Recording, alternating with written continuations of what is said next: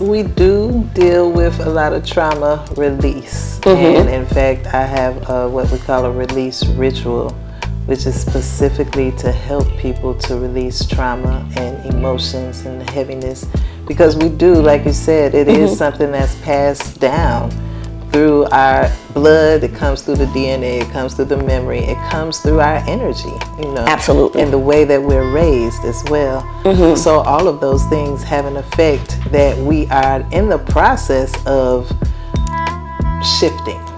We are transmuting that trauma. Ones like yourself, myself, and many others who are realizing that these things are still affecting us, and we have to do some things to help. So that's when the sound therapy becomes really helpful.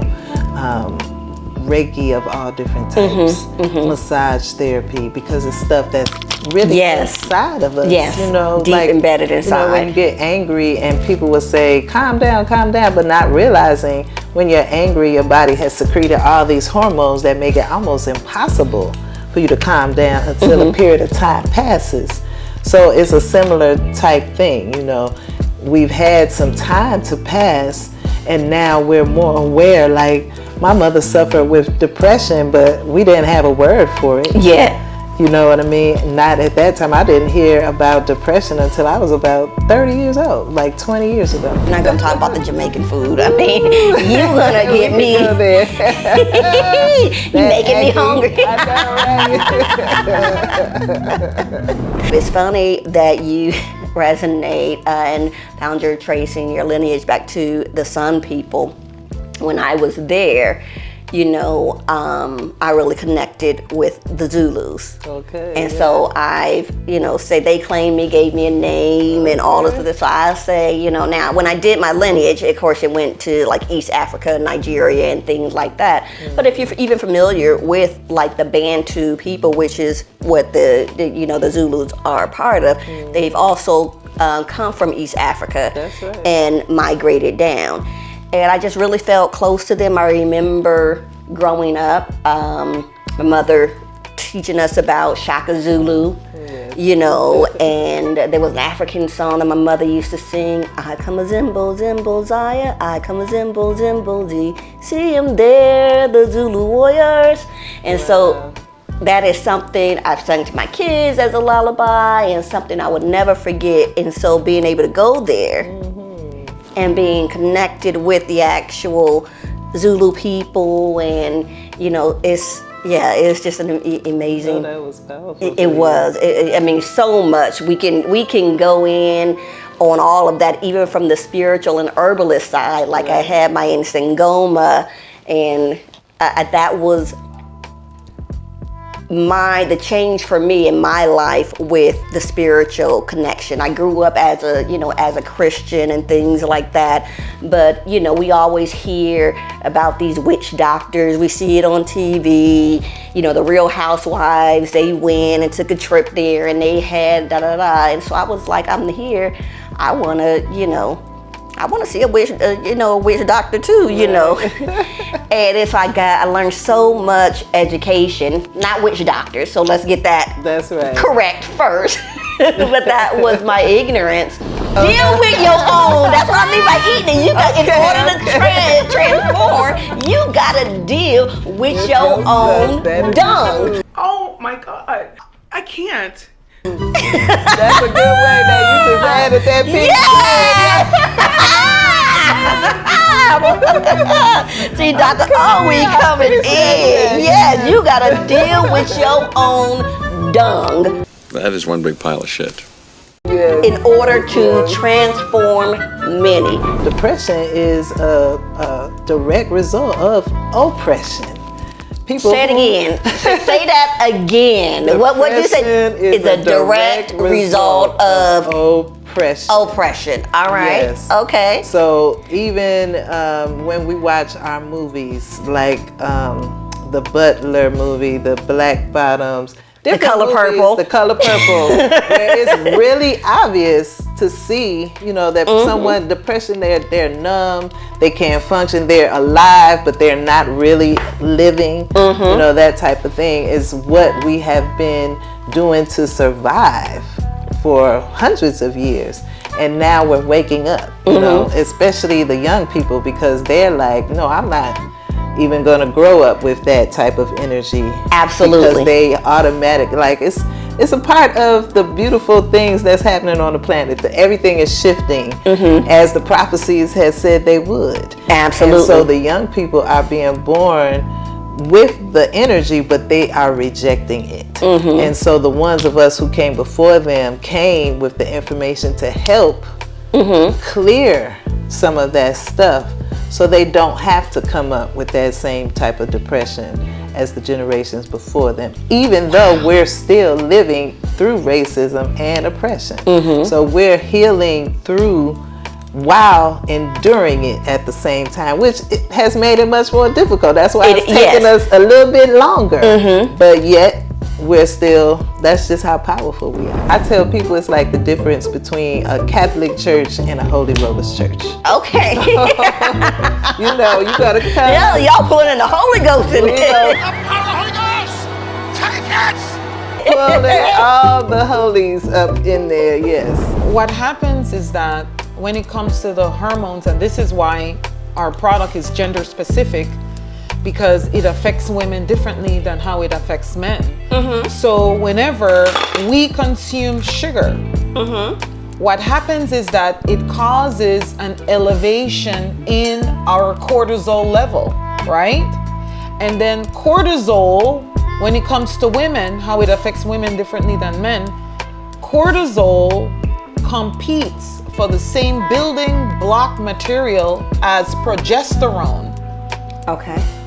So now you have an issue becoming pregnant because your cortisol level is high, because that cortisol that is secreted as a way, it's a stress hormone, and every time you eat a lot of sugar, the cortisol level goes up.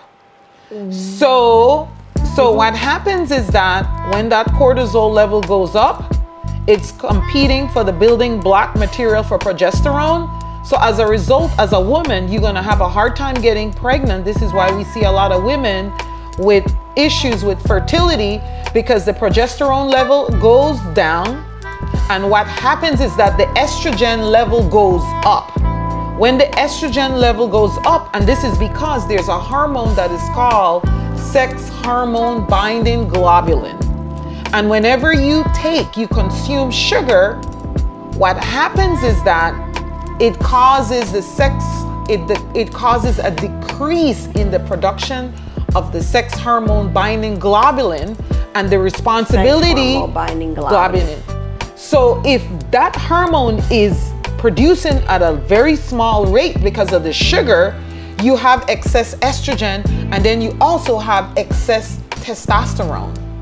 So this is when you start seeing the women start growing the facial hair, and then they end up with polycystic ovarian syndrome. Oh my goodness. And what happens now is that now you have an elevation of estrogen, and you have an elevation of testosterone, and a decrease in progesterone. So what happens is that the estrogen itself, it converts to fat. Wow.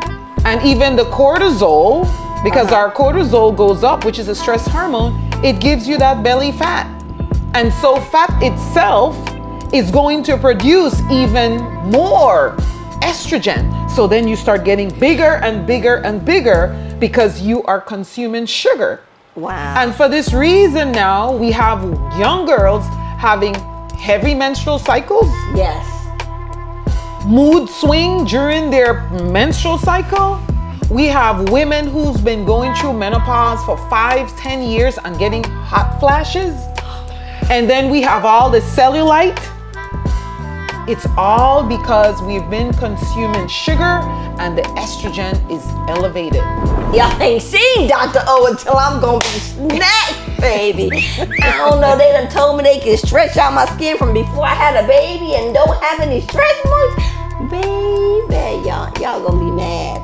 Y'all gonna be seeing a whole lot of different promotional pictures. They gonna all be in bikinis.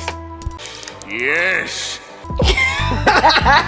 And you be like, is she a stripper or is she a therapist? Look, little bit of both, because I'm proud of that body, baby. I done spent too much. I done spent too much. Just like y'all can't get me to stop from smiling because I done spent too much on these teethuses. Yeah, that stomach gonna be all out. Everything gonna be half shirts. Half shirts and booty shorts. Even in mental health, and I know you're a medical doctor, what I get into a whole lot is because, you know, people will come and they will say, oh, I have depression, oh, I have anxiety, oh, I have this. And they want that kind of solution focus. And I tell them all the time, yeah, we can work on that, but it is like mowing the lawn. You ever have a yard and you mow the lawn, but what happens? After you mow the lawn, it looks beautiful for a while, but them dandelions come back and they messing up their lawn again. Them weeds come back and you gotta go back, you gotta mow and mow and Because mow. the root is still there. Because the root is still there. But if you get down with that shovel and with that hoe on your hands and knees, because sometimes it gotta be dirty. Yeah. It's not gonna be easy, it's not gonna be clean. Digging up your digging up that trauma, it is not easy. Yes. It's not hard, it's gonna be hard. It's gonna be dirty. You gotta get on your knees and dig in order to get it at that root. And once you're able to dig it up at that root, then that is when you will see that change, because it's not gonna come back Absolutely. again. But if as long as we patty caking over it and you know, tiptoeing, we might be good for 2 months. But then 3 months, oh, I'm unlovable because he done broke up with me, and it's coming back all over again. Yes, absolutely. I don't want to stop eating my candy or my donuts or my ice cream. How do we have that equal balance? I also don't want this tire, and I'm tired of having to suck in my stomach every time I take a picture just to kind of make it look like. Y'all ever have to, it's the hardest thing trying to smile and suck in your stomach at the same time and be cute and not look like you're straining. Is my dimple showing? The way how sugar affects men. You would see a slim man, he's skinny, but there's more diabetic men than women. And all of these are because of insulin and leptin resistant. Wow. So this is what sugar does. It makes you insulin and leptin resistant. And then in women, so what sugar does in women, we become fat. In men, a lot of them stay slim, but they end up with type 2 diabetes. Okay. But with women, we have type 3 diabetes, which is dementia and Alzheimer's. Wow. So sugar affects men and women differently. Wow. We have more women that have dementia and Alzheimer's than men. However, there's more men with Parkinson's disease than women. But we also have more women that have MS, multiple sclerosis, than men. Wow. Because this is the sugar that's going into the myelin sheath, poking holes in the myelin sheath, destroying the myelin sheath. And when the dopamine level goes up, you start getting all hyper, you start feeling really good. That's why I say, I don't need no other man in my life. But my Ben and my Jerry. Ben and Jerry, they give me the biggest orgasm that I could ever have. Just, you ever had a threesome? Yeah, I'm not down, but I would have a threesome with Ben and Jerry. What the hell is even that? Eat Ben and Jerry in the bed. That's sugar. And it's just a little pint, but that's because what it is. That dopamine, when I tell you that sugar, Exactly. We do a procedure that completely replaces the need for surgery for women suffering with fibroids. Fibroids are benign tumors and they don't need to be operated on. Surgery is an option, but in my opinion, particularly hysterectomy, which is so final, and we can talk about that, hysterectomy for fibroids should be an absolute last resort option.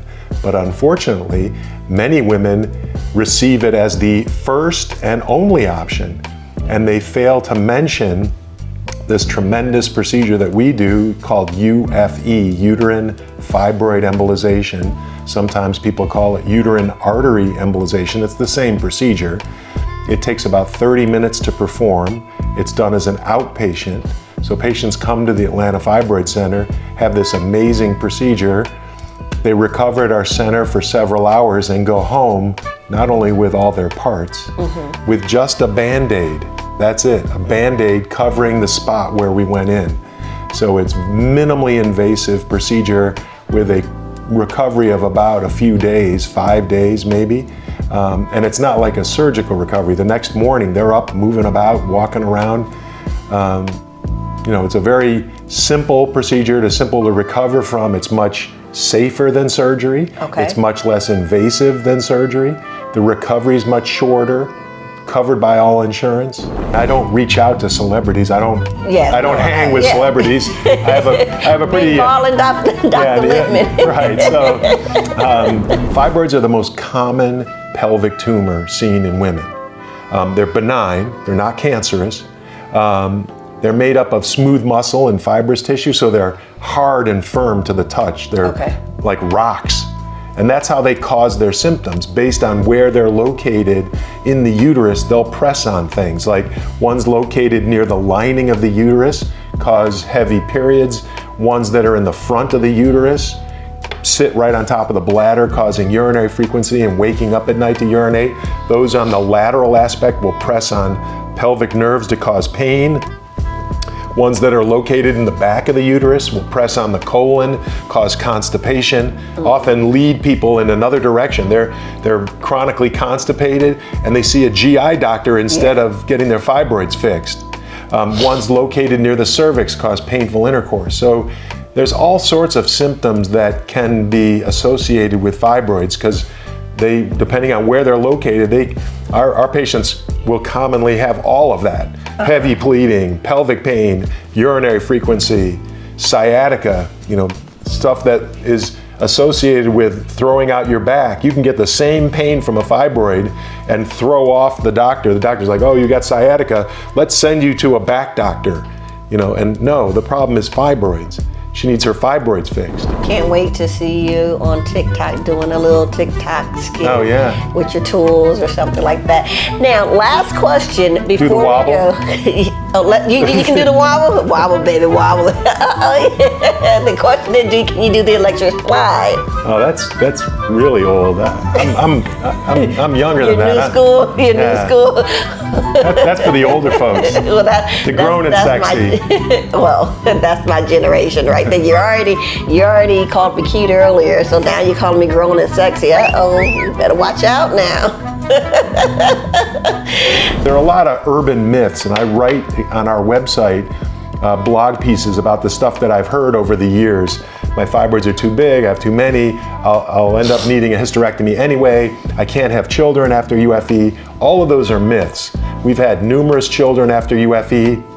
I've had multiple twin births, and our births are typically full term and vaginal, whereas if you have fibroid surgery called a myomectomy, where they take out some of the fibroid surgically, all those patients, if they get pregnant, have to get more surgery, a C-section. So C-section is the #1 surgery done in the United States. Hysterectomy is #2.